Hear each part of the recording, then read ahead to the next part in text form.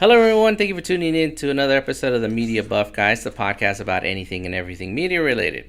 I'm your host, Ed, and with me are my co-hosts, Lord Matt, a.k.a. Lord Name Mispronouncer. If you listened to our last episode, you know why I'm dubbing him that. And as always, Lady Hyperfocus Lane, because what else am I going to call you? I don't know. There's nothing else. And once again, join us, my lovely wife, Jen. I got a new one for her this time. I'm dubbing her this time Lady Game of Thrones Deep Diver. And Lane knows why, because I told her about it yesterday. She like engulfed 5 seasons worth of knowledge in like 2 hours. Dude, there was this website I found that's written by this guy. I forget what the name of the website was. But dude, he did so good with the main bullet points. I was like, what?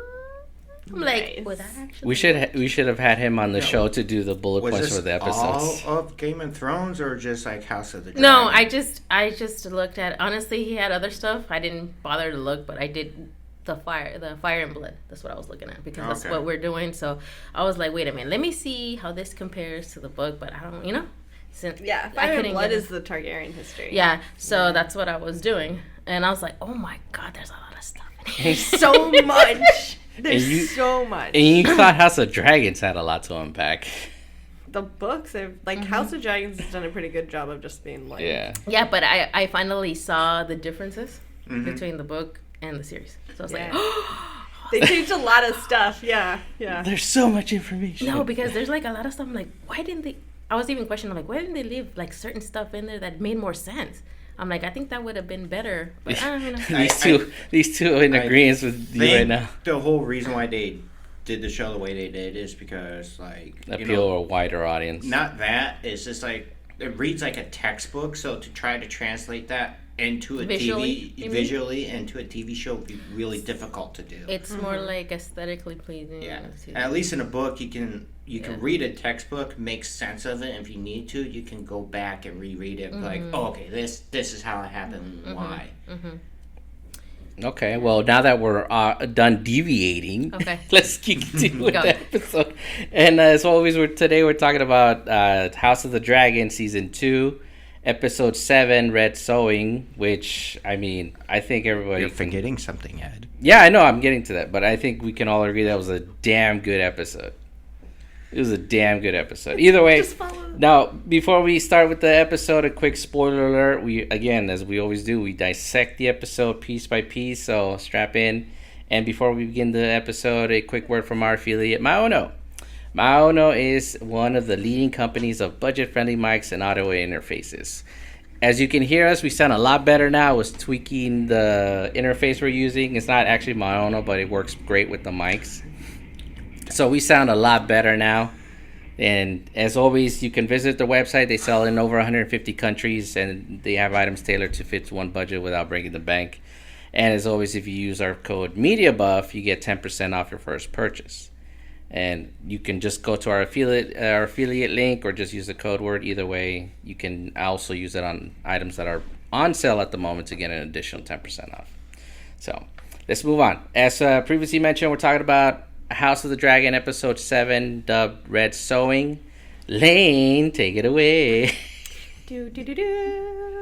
All right, so this episode starts out with an awesome scene. Just 2 dragons on the beach facing off. And it's Rhaenyra and Adam.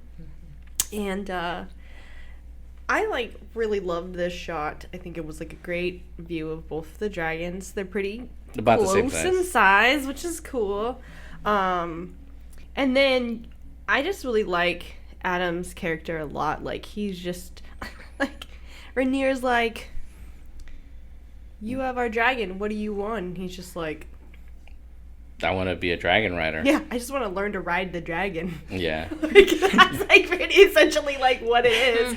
Oh, and to serve as queen or whatever, but essentially you're just like, I just want to learn to ride this dragon. Yeah.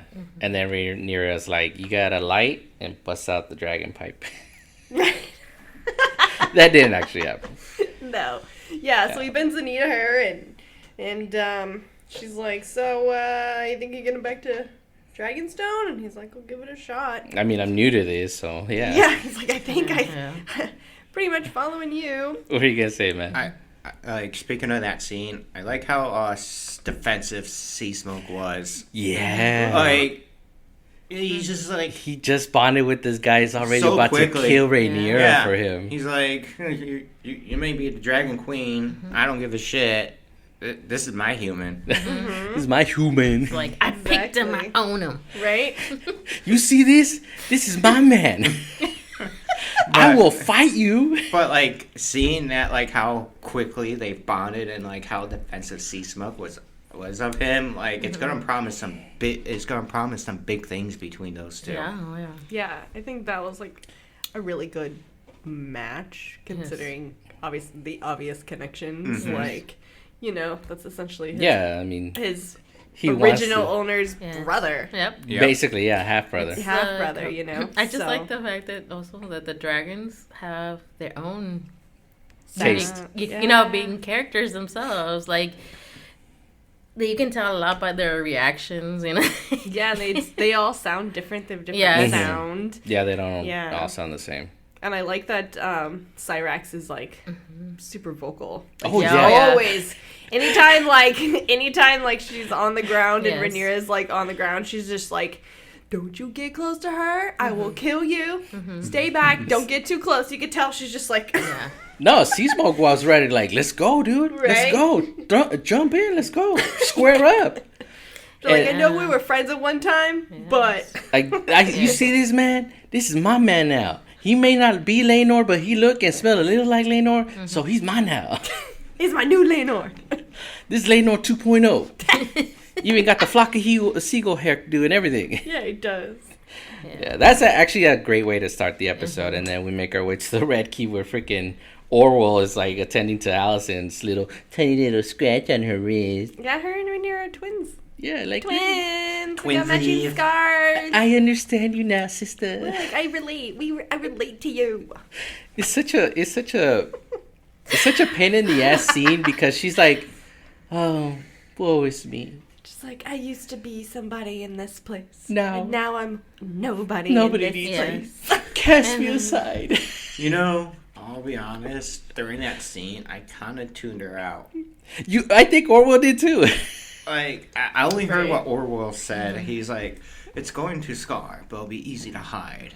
And I just like his stoic presence the whole time. I was mostly paying attention to him to see what he would say in reaction to her. Because she, like what Lane says, she's like, oh, woe is me. Same shit, different story, right? Yeah.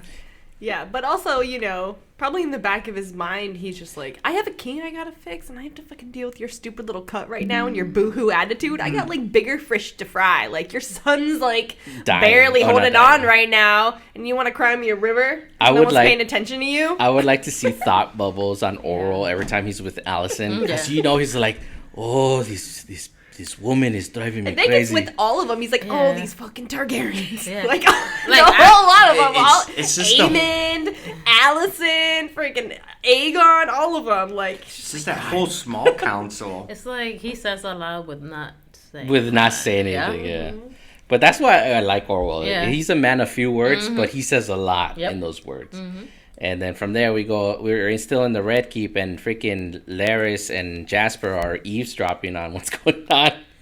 Freaking Aegon is over here. Not Aegon, King's Aegon's Kingsguard are getting stripped of their white cloak. And it was the drinking buddies. Yeah, the Lispittles, right? Yeah, that's Lispittles. But they're also the ones that incited the riot. Yeah.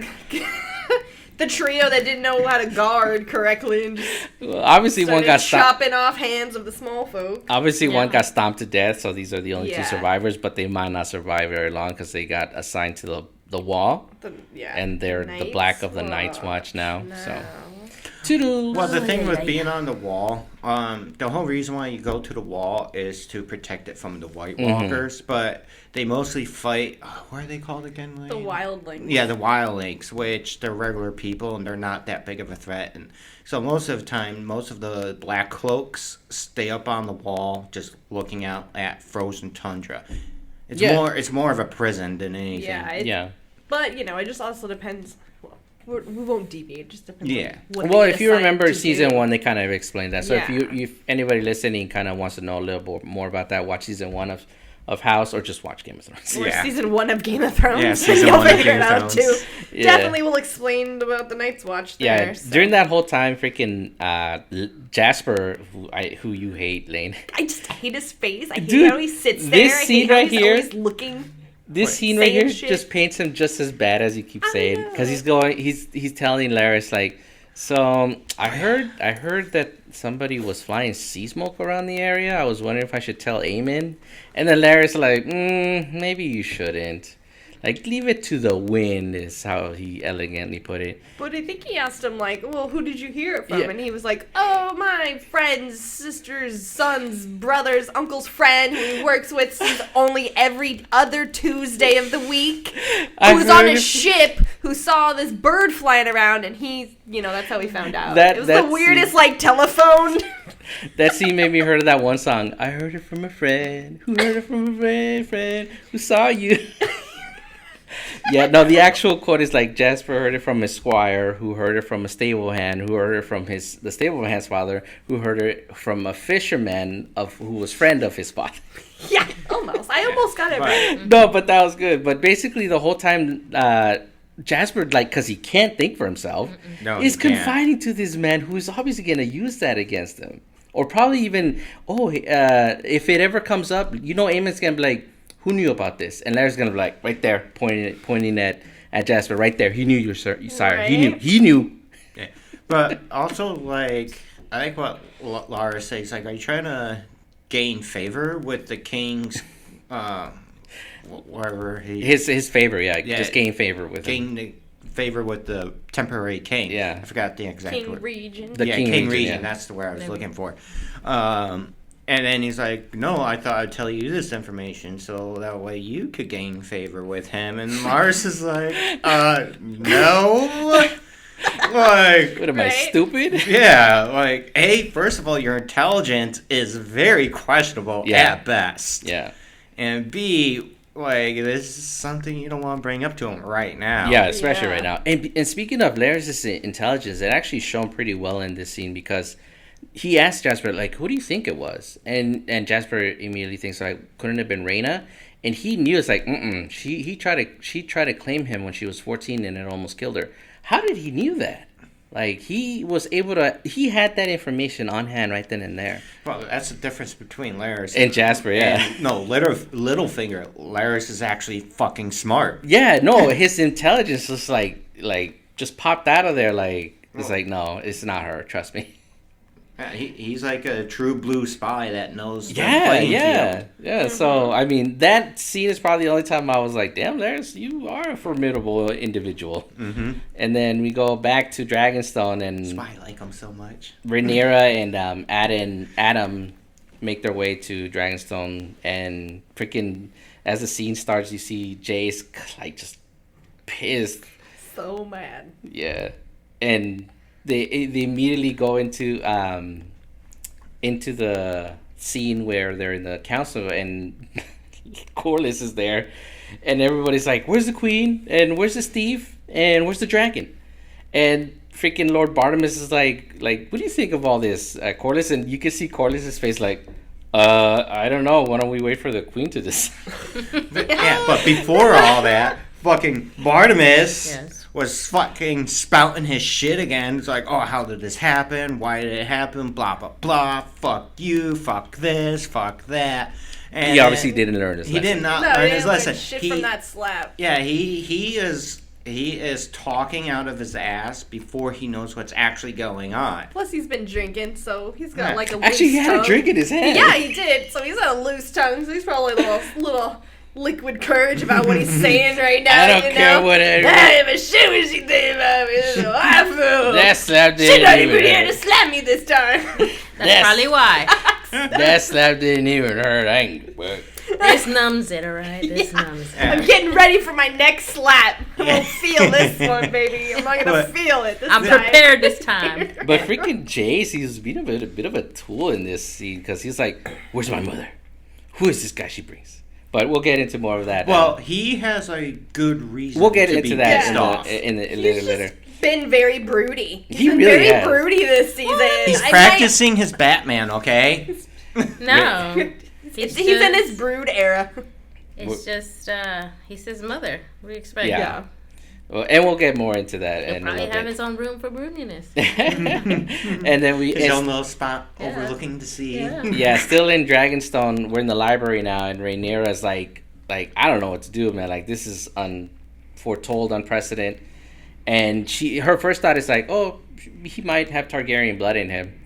And Mysaria is like, well, if you're looking for Targaryen blood, being, one of the brothel workers, I knew of a lot of DNA that was being transported there. So why don't you find some illegitimate Targaryens? Right? Yeah. Which, I mean, she's got a good point. There's She plenty. does. Yeah, There's there plenty is. of them scattered around in there whose, Yeah. father is straight, Yeah. prince or Yeah. king. But it also doesn't have to be a male to be spreading DNA. No, it doesn't. It can be anybody as long as they have the blood. Mm-hmm. Yeah. Yeah, but that blood is also important. Yeah, but Ew. I like the quote that ends the scene, and Rhaenyra's like, "Fine, then let's raise an army of bastards." It's like, girl, you've been doing that for a while now. You've been working on that for a while. It's come for so Half of them are yours. Mm-hmm. Yeah. Then we make it back to Oh, actually, they're at, what's it called? Driftmark. Driftmark. Yeah. Oh no. Corlys goes to where Adam is. Oh yeah. That's And right. he's like, "Hey, so what's up?" And then Adam's like, "Hey, so I'm gonna need to take off because like I'm a dragon rider now, so I can't really work there and here at the same time." He's like, cool. Yeah, your absence of leave is approved. I guess you got a good excuse to not work my ships. And then his last thing is like, "Well done." Like, this guy, like, just acknowledge your kid, dude. Well, that Kind of. That's his version of doing that, Yeah. but it's just such a half-assed method.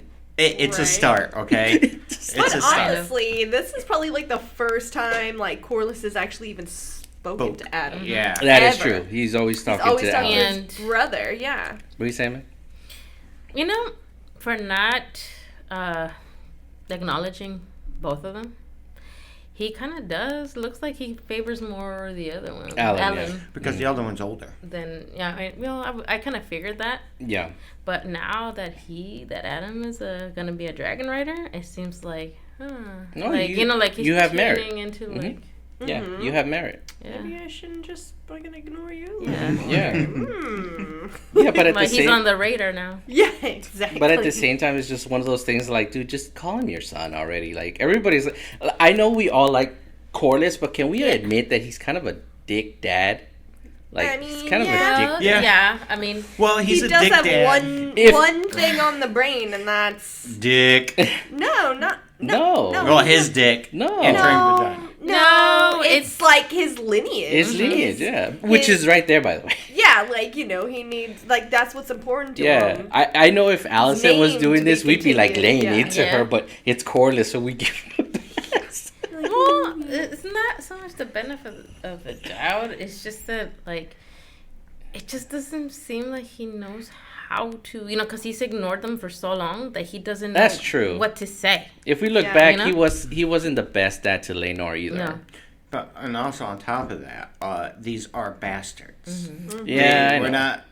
they were not legitimately born.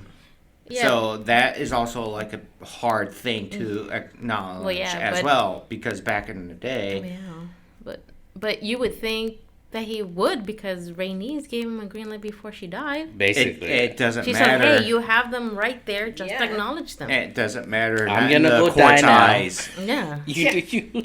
Yeah, but it doesn't I'm matter not in the gonna court's need to eyes. give Like you they're another gonna, hair. like if he says, hey, these this bastard child is now my lineage, and they're gonna inherit everything. People will argue about he wasn't born with your queen. Yeah, no, yeah. I mean, I get the implication. Yeah. People could fight that and oppose it. Personally, I mean, well, if it's me, I wouldn't care. But yeah, I understand what you're. It's all about the politics. Mm-hmm. I know it sucks. yeah, And then from there, we make our way back to Harrenhal. Well, guess what? Nobody's tripping balls this Yet. time. We don't enter it on like a ball tripping scene. We enter it on like a normal scene with just the house Tully arriving and little Sir Oscar Tully riding in, and he's like, you can tell in his face, he's like, fuck, I gotta deal with this fucking guy. Again. I don't want to deal with this right now. I don't want to be here. It's just all over his face. He's just like thinking of a game he left off earlier. And then in the, like in the sky, there's like another bird. Because every sky scene, there's a bird. And we'll touch on that a little later as well. Oh crap! We missed something earlier before we were talking about Allison, who was getting surgery. She actually tells her bodyguard Sir Rickard, that she wants to go camping. Oh yeah. Oh yeah. We were just talking mad crap about it. Like, it's because it's just one of those like so dumb scenes. You're like, why am I seeing this? Yeah. But we'll get into that a little later. For now, we're back at Harrenhal, and Oscar Tully's meeting with not tripping balls. And the River Lords is meeting with Damon, and Damon's like over here like trying to bully this kid. Yeah. But it don't work. Dude, I gotta give props to this kid. He grew a pair real quick. Yeah. And he just like, go give yourself Amen. Like, when Amen gets shut down, I don't know why I find that so satisfying. Like, Damon? Thank you. Damon, yeah. Who's Mr. Name Fuck Up now? I may get them wrong, but I don't mispronounce them. Difference. And what are you saying, Jen? Oh, God. Well, after the first encounter with Damon, yes, he had to grow balls. Yeah. Because he wanted him to become his grandsire. Yeah, so, yeah. For real. So, like, now I know who I'm dealing with, what kind of mentality this guy has. So now I have to, even the playing field. But, dude, this kid, man, like, I was just so impressed by how he was not only talking down to him, he was doing it and then eloquently and spouting facts. It's like, dude, like, I know that we're pledging our allegiance to you, but we still don't like you. And you did a lot of messed up things. It's also that he knows he has all the leverage now. Oh, yeah, that too. I mean, it's easy to say something when you have something backing you up, but the kid did it a really, really well way. Yes, like, he he did did. it very well. I like how he ended the conversation. Yes. King consort. And Damon didn't even gotta try to correct him. King consort. Yeah. But it's smart on him to realize that the only way he was going to get those River Lords to actually band together is if he called out Damon, and then called out the Blackwoods for what they did. Oh yeah, and then he points that out. Yeah, so it's like it's just so smart that this kid was just like, this is how I'm gonna get these fools won over to my side. How old is he, Lane? He's I think he's supposed only to be like 14. 14? Yeah. Man, for 14 years old, he learned quick. But in the show, he's like 16, 17. No, I know, but I'm just saying, like, for a teen? Yeah, he's a teenager, No, but this all stems from him knowing the River Lords. His grandsire must have taught him, he was probably there for important meetings, for important stuff like that with the River Lords. So that's what happens when you know your people. Your people, yeah. Hey, that's good. And that's good to touch on, because then you can compare to another king that unfortunately was not taught with. It's all like, hey, I can get the River Lords. They may not like him, but they have to honor the vow that they made to Viserys, because they made it to Viserys, not to Damon. And that's where we go to the next scene, where the River Lords are hanging around where they have the meeting, the werewood tree, and Damon just struts in. It's like, he's your king now, so you have to do what he says, and what he says is you have to serve me. But then Oscar turns around. It's like, that's true, but you still did bad stuff, and your guy needs to pay for that. Well, he didn't. Wait. No, he's not the one who brought that up. It was the other lords. Oh, you're right. The lords were like, well, why they were very hesitant at first. They're like, why are you siding with him? Like, come on, this is the shit he did. And that's when Oscar's like, you know what, you're right. And he made Damon prove his fealty. Yeah, I like how the scene just goes from like okay to really bad, because Sir William Blackwood goes up to him and is like I pledge my allegiance to you. And he presents him his sword, and then Oscar's like, I accept it, but you still did something messed up, and you gotta pay for that. Mm-hmm. And then he made Damon take responsibility for it. And then freaking... Hey, he has to own up to his mistake. Mm-hmm. And he said the only way these people are going to follow you is if you take that accountability. Mm-hmm. And Damon's like, well, fuck. Right? But he calls him Prince. That's Yeah. the best part. Is he's like, Prince. And then Damon's like, King. And then he's like, do you want our fucking armies or not? Mm-hmm. Yeah. Do you want the fucking armies? Shut up. Like, get over your fucking ego. Do as I say, or they I'm won't trying follow. to get these fucking guys on our side, idiot. You know, like, straight up. But freaking Damon reluctantly does what he's told. And I feel bad for Blackwood because he was just doing what he was told. But And Oscar did Oscar did point out, like, dude, out. like, he told you to do one thing and you went above that. Yeah. So you obviously were enjoying it. You wanted child to do it. murdering wasn't really on the list of things to do, but you did it, right? Blackwood was like, but they had already killed the kids, so maybe it is what it It's But Hattie. at the end, like, Damon beheads him, and he kind of sulks back to his room where there's like this freaking eerie goat just hanging out there, and it looked like freaking. What'd you say, babe, when we were watching the episode? It's the same goat. I'm telling you, it's Alice. It's the same goat. Yeah. It's Alice. It's It's Alice. like, hey, Damon. Yes. Those are her. Like those animals are just her eyes. Mm-hmm. Yeah. And then he goes to his room, and King Viserys is there, and he's like the decrepit version, missing an eye, and he's holding the crown. It's like, you still want it? Like, are you sure you still want it? And Damon, like, the fear in his Yeah, eye. but you can also see Viserys is like, you're thinking, is it worth it? You really think it's worth having this crown?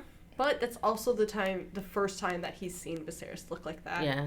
When he went and visited him, and, Rhaenyra was introducing him to, like, their children, he was, like, standing further back. Like, he didn't get that close to Viserys because it's like, I don't think he really wanted to acknowledge or accept that what was going on with his brother. So it was like a shock.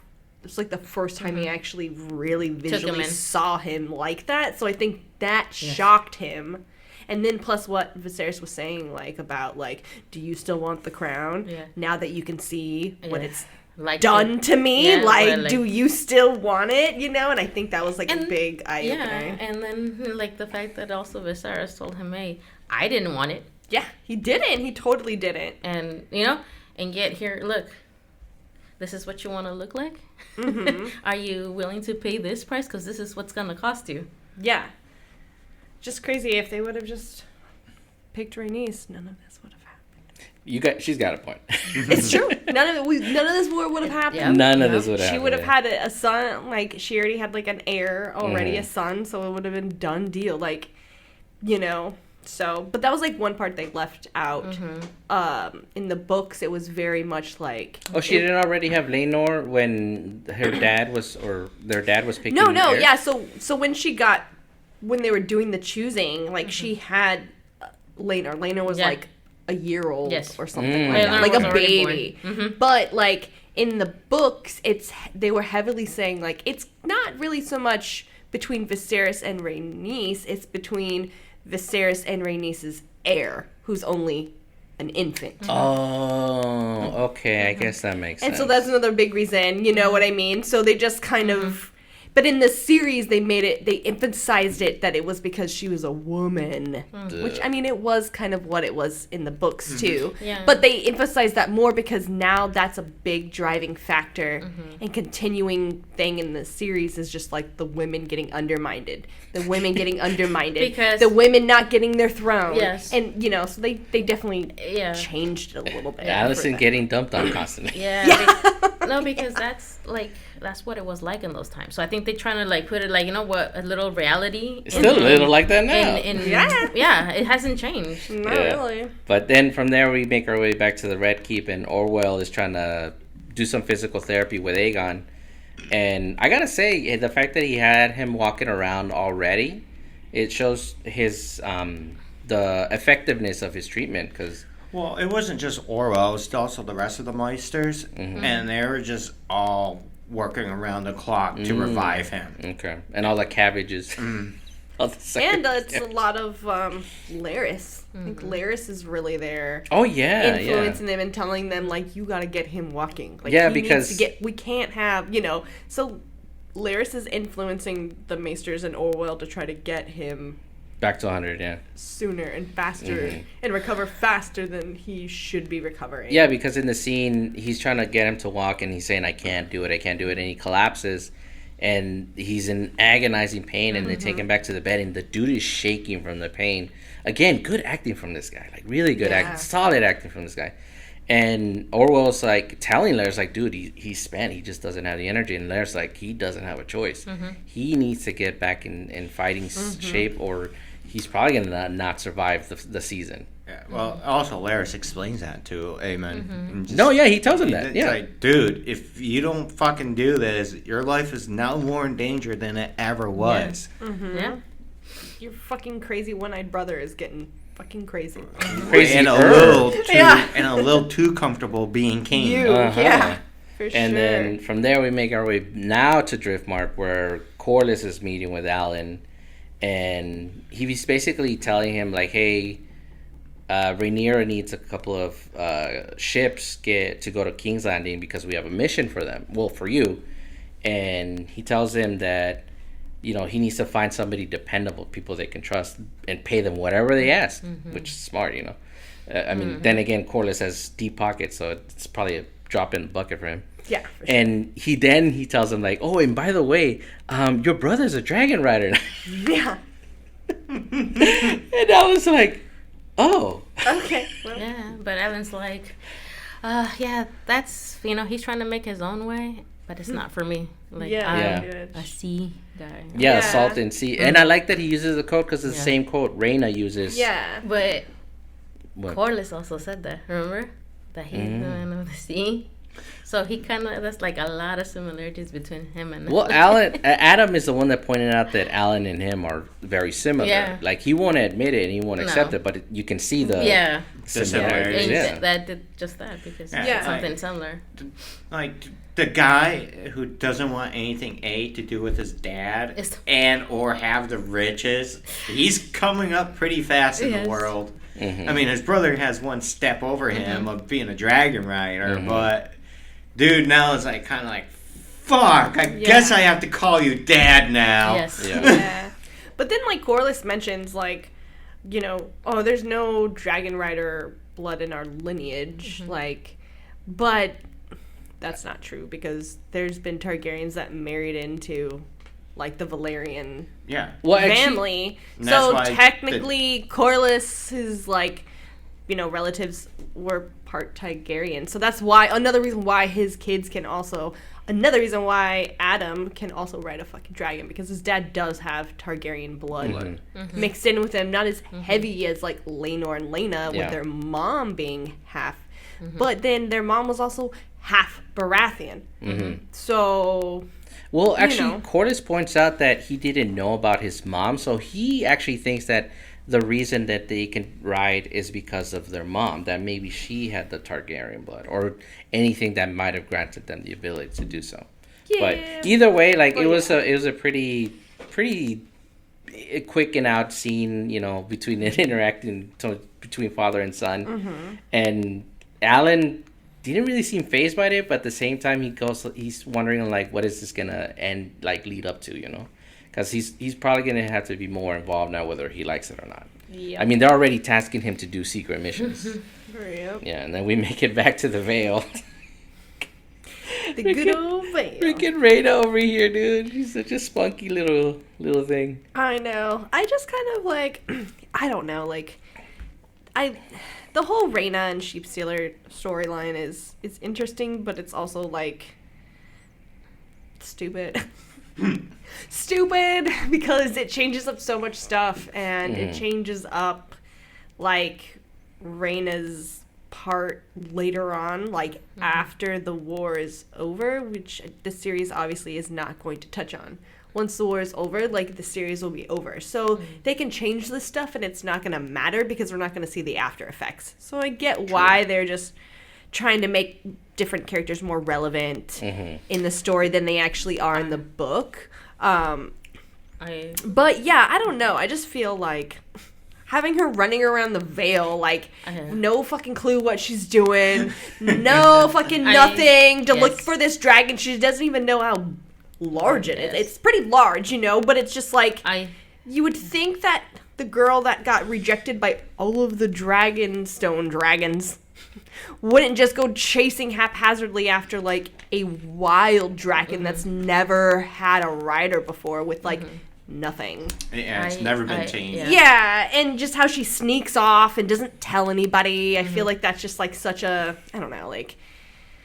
Also, that nobody noticed that? Yeah, nobody noticed that she just ran off. Are they just gonna The princess who's supposed to be tasked on taking care of these kids and dragons. It's just fled. They just didn't make sure that she was walking with the group. I think. They just left her way back there. You know what I mean? No one even turned around to see if she was coming. It was just so, like, the scene was just so very, I felt it was like, they were just like, the scene isn't that important, we just got to do something, and it was just kind of weird, and I just thought they could have done something more interesting than have her mischievously run off. Was the true. Jen and I actually like that they're going on this route because. You go. Okay. No, okay. So, the reason like that I think they might have gone that route was because I think she's gonna come in clutch at the end. Well, yeah, she totally is. But see, like when we were thinking about like, why later on the playing your hand kind of thing, I think it's also because of that. Like maybe like nobody's gonna expect her to have this dragon. Nobody knows about this dragon. So boom, here she comes. So having that like ace in the hole, kind of like it's gonna make it more interesting. If this is what they're going with, like aesthetically, with a dragon fight or whatever this dragon's gonna do with with Reyna. Yeah. So I mean, that's my take on it as well. Like, we'll see, and then from there we go. Where Allison is she's having a little camp out with Sir Rickard. She's having a retreat. She's just like, and they're just like hanging out there, and he's like cooking food, and he asks us like, hey, so when do we plan on going back? And she's like, I don't think we will. Another one-off scene that just like I feel like it had no business being there. Honestly, it didn't, and it confused the fuck out of me. Like I was like, A, this didn't happen in the books, and B, like, why is this happening? Like, I understand that no one wants her, but like, why run away? I think it's because they're just gonna try to give her character some closure for whatever is to come later. With her, like whatever a small her redemption. Yeah, kind of like like she's like she's like come to terms with all her mistakes, with all the stuff that happened, and like someone in order to like maybe if if the character ends up getting killed off, it's kind of like peace before calm before the storm comes. Yeah, exactly. I think she's banging Sir Rickard. That's just me. Oh, Sir Christian is gone, so she found another. She needs a new pole. Yeah, it's just like I'm a woman. She's riding Rickard. She's riding Rickard hard. She just could keep him in her bedchambers. Never see the light of day again. Oh, so funny. So good. And then, so funny. And then we make our way back to Dragonstone, where Jacaerys is throwing a fit. Lay, you tell about this scene. I hated this scene. So, I mean, Jacaerys is really upset, and he confronts his mother about the whole plan that he kind of, started with her, which is kind of very ironic, I think. Finding riders, yeah. Yeah. This was your but idea. I think his idea was like, we were going to find noble riders of noble blood, so they'll be noblemen. But he's mad because at this point, she's just like scraping the bottom of the barrel, like whatever's there. Literally. And then he asks if this is like Mysaria's idea, because I think it's obvious that Jace just doesn't really care for Mysaria very much. Nope. He does not like her, and it's pretty he makes it very clear without saying it that he hates her. What were you gonna say, Jen?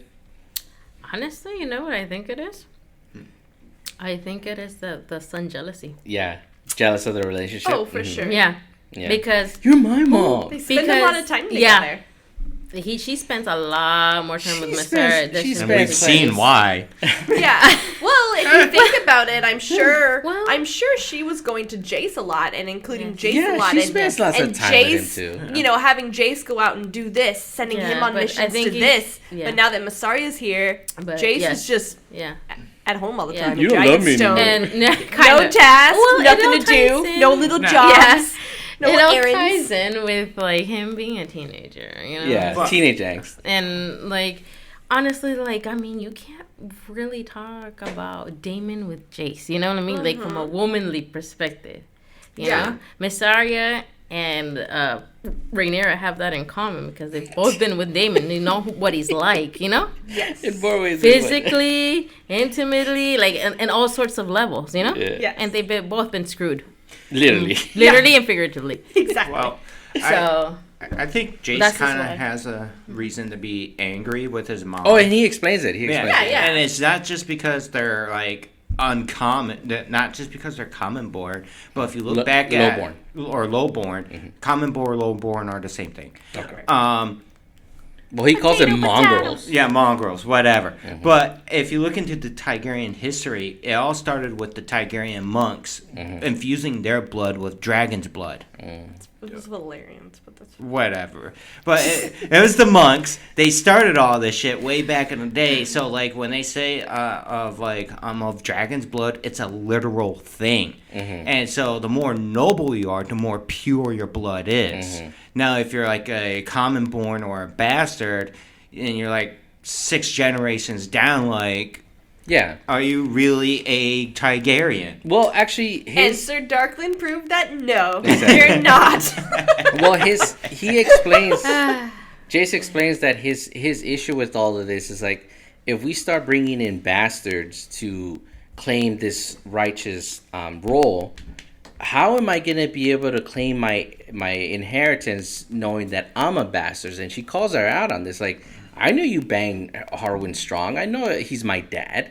It's like, how am I gonna stand in front of these people saying like, you need to follow me when you die, when you're bringing all these other bastards in there? What if one of them decides to overthrow me? So that's his issue with the whole thing, and I get that. Yeah. But even Rhaena said, I named you my heir. It doesn't matter what they think. They have to do as I say. This is your seat. It's guaranteed. And he's so sad about it because like, please don't do this. And it's like, they literally don't have a choice. They literally, this isn't, it has nothing to do with feelings. This is a tactical decision, and she made the right decision. It just sucks that he's heartbroken about it because he's afraid. He's afraid that this is probably going to cause his inheritance to be questioned. And I get it, but at the same time he's just doing it, but I don't wanna. Mom, don't do this, please. Did you think I was gonna come out with dark hair when you fucked Sir Harwin, Mom? Did you think I was gonna come out with dark hair, not white hair, Mom? Did you think about that? Like, oh my gosh, calm down. Like, I gotta say, his portrayal of a typical teenager was spot on. So good, so good. He's got like that teenage. She's like, I'm not blind. Do you really think I'm Laenor's son? Yeah, for reals. Even he couldn't see it. Who is gonna buy that? Do you see my hair? My hair is dark. Also, wasn't he there when Corlys's brother was just like talking crap about they were all there. He was there? Bastards. Oh, so there's that too. Yeah, they were all there. The whole family was there. Everyone knows. It's not a secret. It is common knowledge at this point. It is. Yeah. But he does have every right to be angry. No, yeah, he really does, and I understand that, but he needs to suck it up. They're at war. Dude, with his cousins. Come on. Oh, yeah, his cousins. Remember Aegon? Yeah, they are his cousins. And Aemon, they were all like, you guys are just bastards. You know, your dad is Sir, Harwin Strong. And like, you think that doesn't stick with you? Yeah. No, I get that. I get that. He does. It was always mentioned. It was always called, the validity of their lineage was always called into question, even when his grandfather was alive. That's true. And for the record, Viserys didn't care. That's why Aemon lost his eye. Yeah. And for the record, I mean, the reason he has Jace and all of his brothers have dragons is because Viserys was like, give him a dragon egg. If it hatched, then shut the fuck up. That is true. Yeah, that's why. You had mentioned and that. it did, and they hatched. Yeah. So that was another big reason why he's also upset because the hatching of the dragon that's no longer valid. That no longer means anything anymore. Now that everyone else has a dragon. Yeah, like so it all has to do with like going back to like the traditions and like holding traditions are the worst. And holding significant meaning. And if you have bastards coming like, oh, I can tame a dragon. Look at me, I'm just as important. And then from there we Miss Sarah meets with Alan and sends him off on his mission. And the message gets to Elinda. I gotta tell you, Elinda like must be wondering like, when can I go back? Like I've been here for weeks now. Like I'm still your handmaiden. Elinda has earned herself a gold medal. She has run really around that whole King's Landing from top to bottom, every damn corner. That woman has done laps. She's earned her cross of valor. Yeah, she's got legs of steel, literally, from all the running she's been doing. I mean, she's been there since episode 5, so in time is a timeline that's probably a couple of months already. Yeah, the fact that she can get around that city like so fast. Like, oh yeah, dude, that's wild. Probably knows all the secret spots. Dude, can we just admit like, how shitty are they guarding this King's Landing? Because nobody has noticed the mole is right there. Yeah. And she's literally posting flyers up like recruitment ready for. She's got a bright red fucking cloak running around, and everyone's just like, well, yeah, whatever. You do you, whatever. The chick red cloak, she's just running everywhere. Yeah, and she's like posting up recruitment flyers. But it's not even clever. No. Like it's just so like obvious. Yeah. It's just like happening. I'm like, oh my god. Honestly, half of the crap that goes down is because they just have really lousy guards. Yes. Like lousy the guards. Worst. And there's a reason. It's because they're all fucking loyal to Daemon, so they're just all fucking half-assing, and they don't give a shit about the high towers. Like, that's true. Daemon was. Oh yeah, these are guys from the Golden Cloak. I forgot. The Golden Cloak. So it was like Daemon was in charge of them. So a lot of them are loyal to Daemon, and then Sir Harwin Strong took over, and after Daemon, and he was like obviously connected to Rhaenyra and her children, and so he was the leader of the Gold Cloak. So really, the Gold Cloaks don't really have any reason to be loyal to the High Towers, except for it's their job to be loyal. I will do this job, but I won't do a good job. Yeah. I will half-ass it. Puts up a poster right up in front of the guard. Dude. Guard turns around. She literally goes up to a wall, puts poster up. The guy goes like, "Oh, shouldn't be here." I wonder how this got here as I remove it slowly. Nobody read this. She's still running away. be like, you guys, do you think Aemon saw that? Should we take it off? Yeah. Just to say that we did it? No. And then word gets around because at a bar in King's Landing, like 2 guys meet with Ulf and like, dude, did you hear? They're looking for dragon riders and they want bastards. That's you, dude. That's you. And Ulf's like, excuses. I was like, look, I don't really know if this. I'm not for sure 100% if this is all true. It's just kind of what I was told. There's no fact really behind it. Plus, I hurt my leg. And and my leg's pretty fucked up right now. I don't know if I can ride a dragon with this busted knee I have. and then the guy was like, the other guy was like, So, are we going to tell him that you took these good people's money for nothing? That you're not even related? You've been drinking on our dime, you mother. They just bullied him into like, okay, fine, I'll go. And everybody starts chanting. No, the other one's like, come on, you know you are. Where's that spark? Where's my old Ulf? It's like, there he is. They got him hyped. Spoiler alert, it pays off. Yes, it does. It does. Yeah, and then we go back. We're still in King's Landing where we see Hugh, and he's also contemplating going out for tryouts. Even though his wife is like, dude, let's just go to Tumbletown. Like, my brother will take us in. You'll get a job. And he goes like, dude, like, after everything I've been through and the fact that we lost our daughter, I owe it to her. Mm-hmm. And he even tells his wife that my mom might be. You were the one who told me this, Lane. Yeah. That she might be cousins with Viserys and Daemon, right? No. So he explains that his mom used to work. He doesn't know his dad, but he knows his mom. She had silver hair, and she worked in the pleasure house, and that she told him that he was no different than her brother's sons, Viserys and Daemon. So that means he is their cousin, and his mother is their aunt. So his mother is the daughter, whose name is Sarah Targaryen. She's that's what you were telling us about. She's the ninth born child to King Jaehaerys and King Alicent. Yes. And the fifth daughter.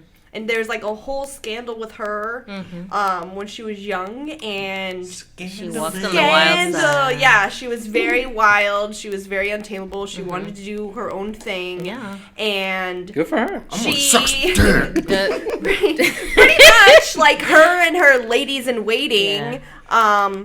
We're gonna have a girls' night out. Don't stay up, boo boo. Like, yeah, we're like fooling around with like these sons of these lords, and we're messing around. And then she pretty much openly admits that she like slept with all three of them and gave her maidenhood away, and how she was like pretty much wanted to pick her own husband, and then wanted to. She wanted make to be her own choices. Essentially, yeah. She wanted to pick her own husband. Sound familiar? She wanted to do her own thing. Yeah, very, very Rhaenyra in the very beginning. That's not Rhaenyra. What are you guys talking about? Definitely wanted to do with all a little that. bit of Alicent sprinkled in there.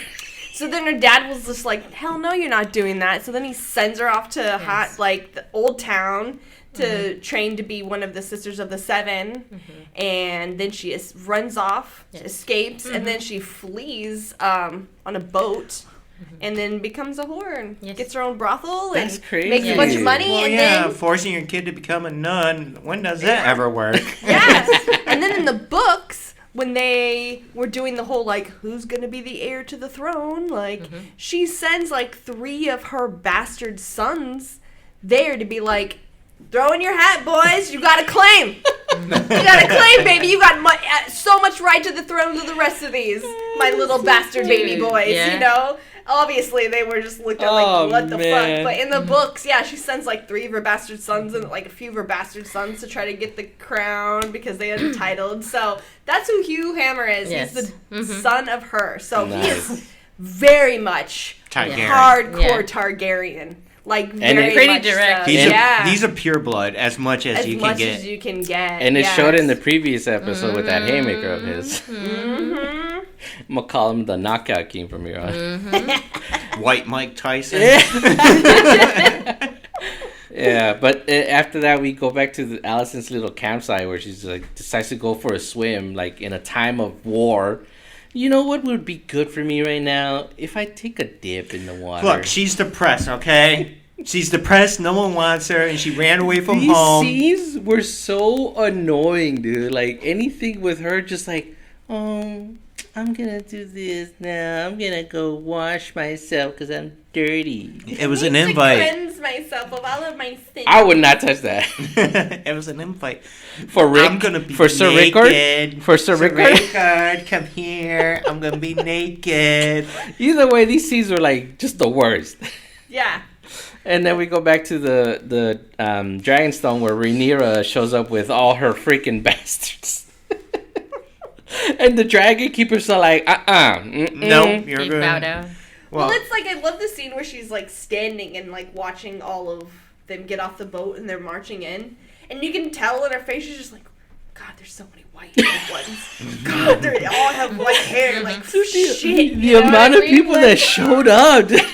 She's like, I was expecting a couple, but like fucking 3 boatfuls. They had they had 2 football teams worth right there. Yeah, they sure did. But did you guys notice that she's like, well, like she didn't really warn what could happen? Like, no, she did. Well, yeah, so she kind sort of, not really, like not directly. Like she was like, that one looks like Daemon. That one looks like Aegon. That one looks like Hugh. Right? That one looks like Ulf. Oh, that is Ulf. But it's just one of those scenes where like, oh my god, There's so many of them. Yes. Yeah, so much right? DNA. And here we thought Batman got around. Yep. Hey, no one's got around more than Peter Parker. She's like, That is true. Wisteria was That is not true. lying about this. She real undersold right. it, dude. She hella undersold it. Yeah. But the Dragon Keeper's like, we ain't Hell having no. none of this. No. No, these Like, are magical beings and you're not and making need these- magical people. Yeah, he's like these dirty Andals. You want to make these dirty Andal men ride these beautiful magic dragons? And that goes back to the whole thing of the beginning of their time of monks infusing humans and shit. I like how he was saying. I like how the head Dragon Keeper was saying that, as you could see, like half of his face was just like scorched. They're all just like melted and burnt and like These scarred beautiful up. creatures deserve better. They're all scarred like hell. Actually, one Dragon Keeper stayed with the Rainier. Did you guys see that? Yes. Yeah, it looked like a younger guy because he still had his hair. He just joined this. But just joined. Yeah. But Rainier does like a whole like, like this is the greatest honor that will ever be instilled onto you, but you might die. Keep that in mind. No, she did tell him, like, hey, you guys can either A, ride a dragon, or B, they're gonna fucking kill you. No, actually, she was saying like this is a better alternative to what your lives are now, which obviously suck. Mm-hmm. Which I felt like was kind of like a dick move because like your lives aren't but that good now. She so- also did say the alternative would be death. Oh yeah, because if If you word choose gets to out, do this. yeah, because if they go through with it, they could die. But even if they were to go back to King's Landing and word got out that they were doing this, they'd probably get beheaded. And the entire time, she's just like admitting that the whole thing about dragons being mystical, I believe that. But now I'm like, no, that's not the case. Dragons are mystical. No, but even she finally admits that, like, my dad basically told me that, it's a thing we made up, and she kind of just spilled the beans to everybody. But I like what she says at the end. It's like, how only royalty can ride the dragons. yeah, but I like what she says at the end. It's like, may the gods bless you. In my head was like, may the odds be ever in your favor. Yeah. I'm like, where does this sound familiar? Yeah, I like how she decided to, like, instead of just standing above them and talking down to them, like, she At their level. goes into the crowd, and it's very much like like a, no, I don't want to call it like a cult leader talking to their people, but like almost just like kind of just like preaching at them, almost, getting I got on their salesperson level. vibes. Yeah, It's getting like- on their level, maybe even make eye contact with them to get close and personal with them instead of like standing over and talking down at them. Yeah. It was totally just like a way to try to like ease them and like calm them down. And the fact that she You goes know? like, the first dragon we're going to have you guys meet is probably the most savage one of them The all. worst one we could introduce you Like, the to. Bronze Fury, a.k.a. Vermithor. Who's the second Largest dragon. to Vagar. And the By most not a lot, by the ferocious.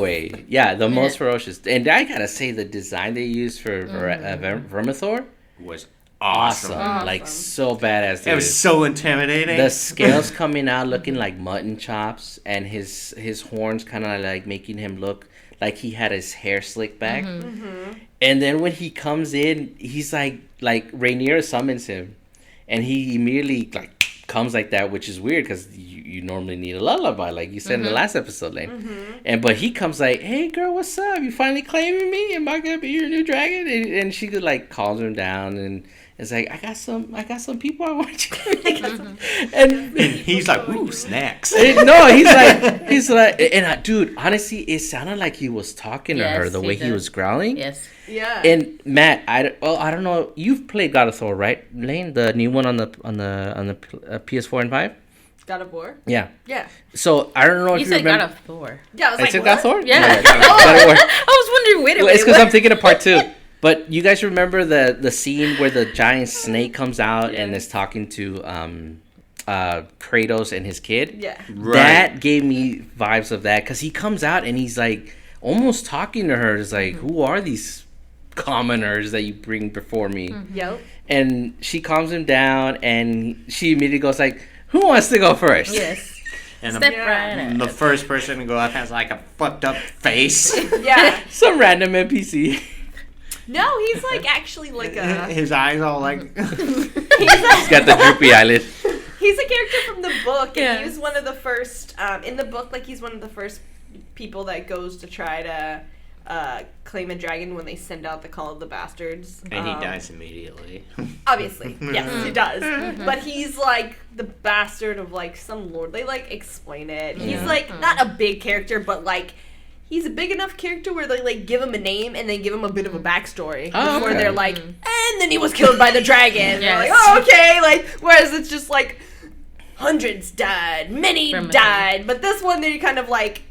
You know, they mention him, and he was one of the first attempts to claim Vermithor or something like that before Vermithor. This scene, like, the moment Rhaenyra says, like, who wants to go first, and he steps up, she immediately goes, like, y'all are on your own. He decides. The dragon picks, sorry. And Vermithor is literally looking over them. He goes, like, which one do I want? And he's smelling them. Yeah. And he makes eye contact with Hugh, which is something Jen picked up. It's like, oh, like, maybe, we'll get into it. Yeah, but it feels like he was like, okay, like, I can't, like, pick my human just yet. I'm going to have myself, like, some fun with these people. Put them to the test. But that guy, guy that steps up first, he puts out his hand to Vermithor, and Vermithor looks like he's chill. He's like, let me take a whiff of you, and then nope, burns him. Like 50 other people get caught in the blast, and he immediately just like starts spouting flames and knocking people off the dock. First one to fall is freaking Ulf. Ulf just falls right off. And then it's funny because people were trying to leave, and the guard's like, no, you can't go. But then some of them get scorched. Poor guys. But, and then Rhaenyra's just standing up there just watching the carnage. It's like, ooh, I think this was a bad idea. But it ties up loose ends, people. Right? There won't be so many bastards now. What were we going to say, Matt? I was going to say that, like during, like, the whole carnage and everything else of what's going on, like, when he was killing everybody, I think the only reason why Hugh was able to claim him is because he stepped up. Oh yeah, and I think Hugh would have fucking died. So let's set up the scene. Like Hugh and Ulf are in the pit. Like Vermithor knocked down a lot of people, and he's basically having a smorgasbord. Oh, he's torturing them, eating them. What? And then Hugh makes a run behind the stone. Like, snacks. And some of them need to be crispy. And there's a girl there. Board. And there's a girl there, and she's like hiding with him, and he's kind of signaling here, let's try to make it to the dock. Yes. And Vermithor is like having a feast, and she goes and Vermithor spots her, and he's about to like lit her up, and Ulf just steps up, and is like, no, and he yells at him, he's like, come on, like, kill me, come on, I'm here. You hear his inner Arnold going like, I'm here, come on. He's like, don't look at her, look at me, right here. It was Jurassic Park. He's got the flare. That's what I was thinking the whole time. He's like, hey. And Vermithor's like, who are you? Like, say that again. And he's like, come on, I just got you. And Vermithor's like, you might do. Yeah, and it's only because he probably he challenged him. Well, yeah, dude, you need like Vermithor's like he's a beast. And that's why he's like... For someone to stand up to something like that probably told him, like, you got some cojones. You're worthy. Like they say, a strong man needs a strong woman and vice versa. You know, a strong woman needs a strong man. And so who's the woman in this relationship? Oh, it's Hugh. It's 100% Hugh. Yes. He's all like, I need to know he can tame me right from the get-go. Or else it's not worth it. And then we go to Hugh, who's like going deeper into the cave. Why? I don't know. Because he doesn't know. Ulf, he's just lost. And he's running. He's like, I'm running. And he makes his way into like the deepest part of the cave where he like steps on an egg like a dumbass, which pissed the shit off of Lane. Well, it was like an egg clutch, so it's in that little pocket that he stepped in. Yeah, there are like 4 eggs in there, and so that's like what you could see one other one right there. There's 2, so he technically misses. He doesn't step on any of the eggs, but No, he does. Like, kill him! Kill the one. baby dragon! He does step Yeah, I don't know. I couldn't tell if he actually did. It looked like he did. Yeah, and I at the beginning I thought that too. And I was like, oh my god, he's gonna get lit. And then here comes Silverwing, who the first thought is like, okay, she's gonna kill him because he just killed one of her And babies. you can That's see what it I on thought Ulf's initially. face, because the second he hears Silverwing behind him, he's like, you just see his face, and He his throws a body torch. drops. Yeah. He's like, oh fuck, I'm gonna die. He accepts his fate. No, he basically accepts his fate. He throws a torch, does. and then in a sweet sunfire motion, she nudges him to the ground, and then he goes like, "What are you doing?" And he tries to get up, and she nudges him again, and my thought was like, well, she's probably playing with his food, Yes. with her food, Yes. And then Ulf like goes like, just make it quick. He like lays back, closes his eye, puts his hand up, and she kneels to him. And then Ulf is like, I wasn't lying. Which I was Pretty like, much confirmed okay, it. so... Yeah. I gotta say, I was happy for him. I was actually happy for But him. Like, go, you Dude, go. But Yeah. I like also the contrast Yes. between the two dragons. Yes. One wants you to be Yes. dominant. The other one's okay with you being subservient. And Yes. this one, Ulf is the man. Yes. Yeah. Yep. No, but I was more honestly like, well, it's good on Ulf, but I was more proud of Hugh, and simply because he already lost a daughter, Mhm. Yeah. and I'm like, give him something good, like the baddest dragon that you have, that needs to be his. Whatever like, his daughter you is, know? he's probably gonna rename Vermithor Yeah. that. And Vermithor will not take that shit. I was like, the fuck And like, let's make it your middle name. Yes. It's like, all right, fine, for your Compromise. dead daughter. All right, for your dead daughter. Yeah. All right. Let's kill some Yeah. people in her name. Best I can do. yeah. And then from there, like you go back to King's Landing. Naaman's sitting with Jasper and freaking Laris and going over some dumb military crap, and then you hear commotion in the background. And Well, they're talking about how no, it's not dumb actually. It's pretty important. Yeah, Ed. Lane would know.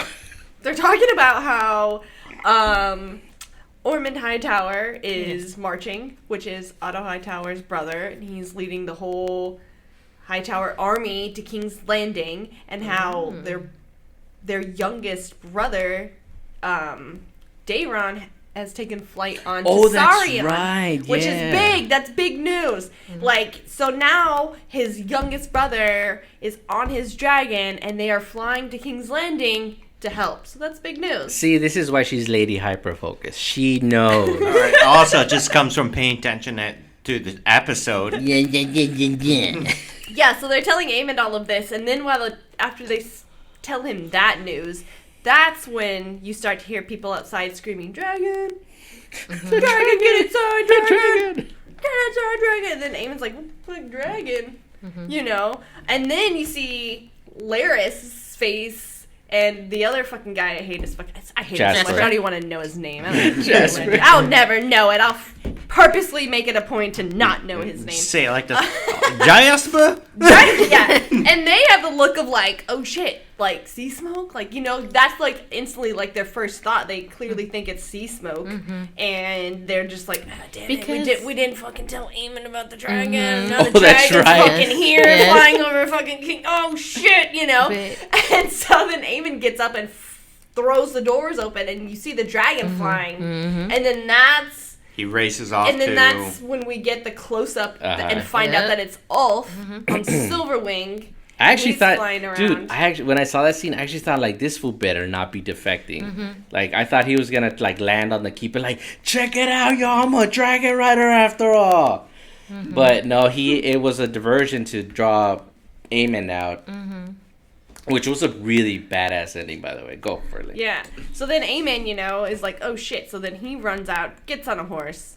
And then the thing about Aemon is that he has to, like, ride that horse outside of King's Landing because Vhagar's so big she can't fit in the dragon pit, so she has to sleep outside. Yeah, they were sitting in a field of Yeah, trees. so he has to run out there to get to her, mounts her, and then they take off, and they're following after Silverwing and Ulf, but, like, Silverwing is so fast. Like, she's, like, a speed dragon.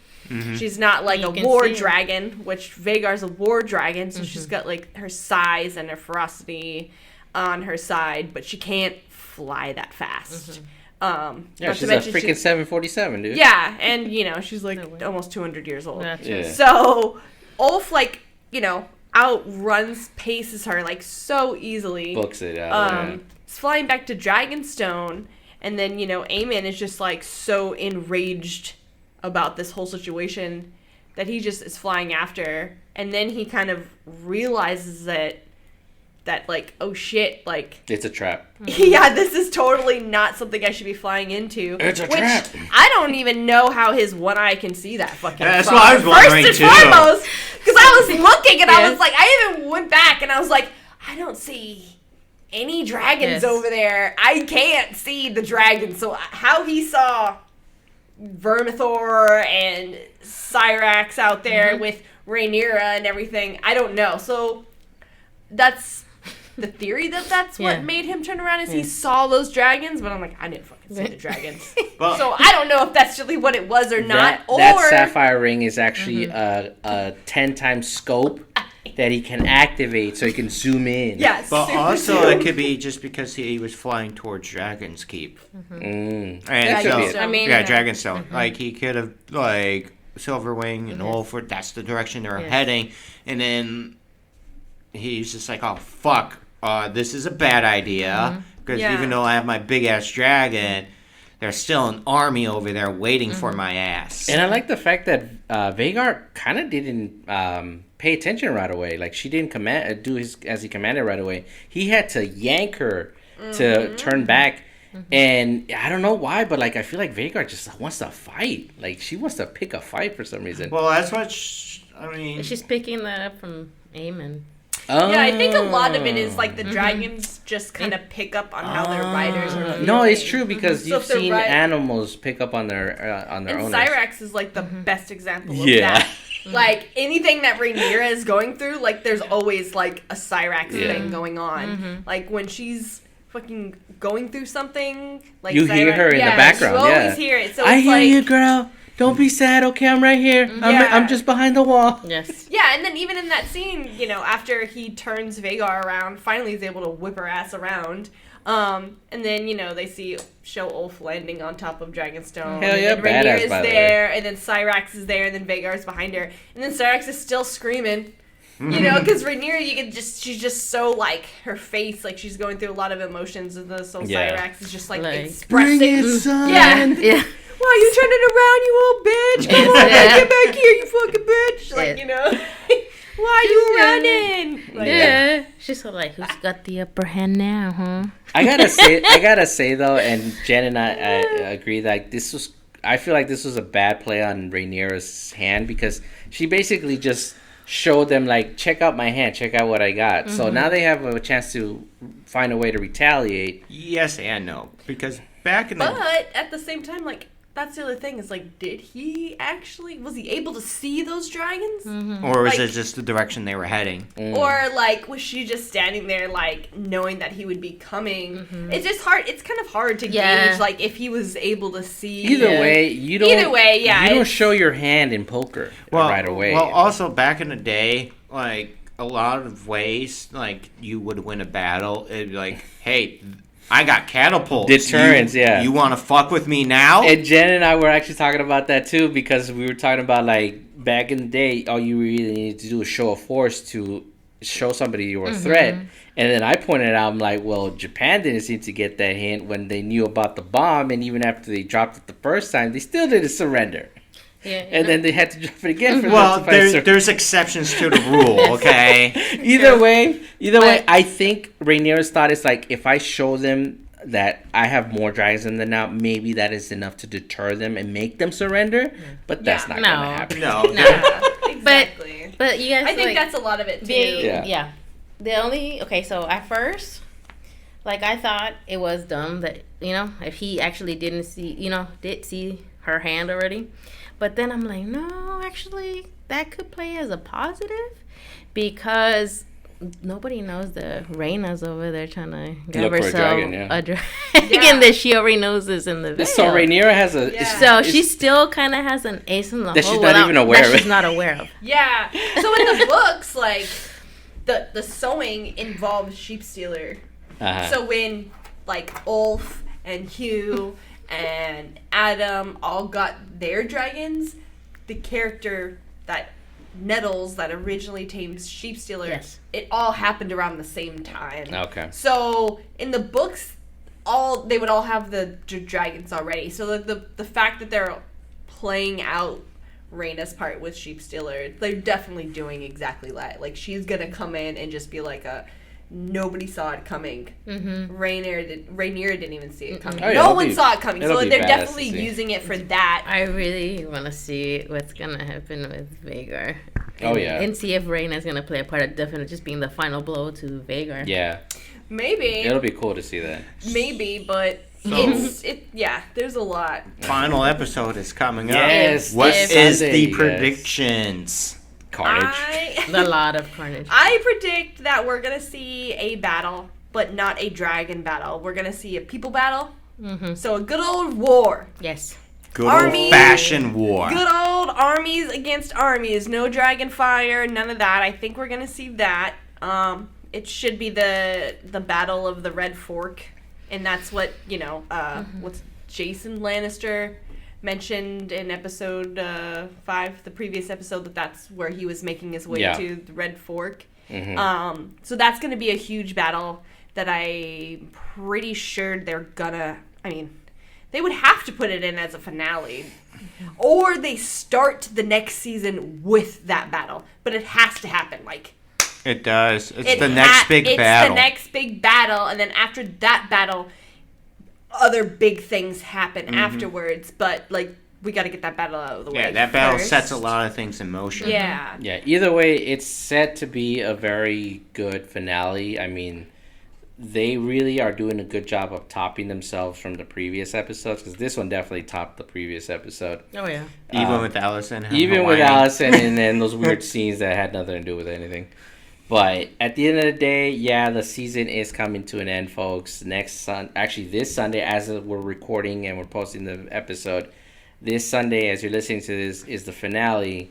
So, let us know what you think in the comments. If you're on my YouTube, let us know what you think of the episodes. If you're on Spotify, reach us at Discord, so you let us know what you think, or if you have any episode ideas. As always, we'll check everything. We'll comment below, and then, as always, thanks for listening, and everybody say bye. Bye. Bye. This has been Weasel News, confirming your prejudice. Jeez.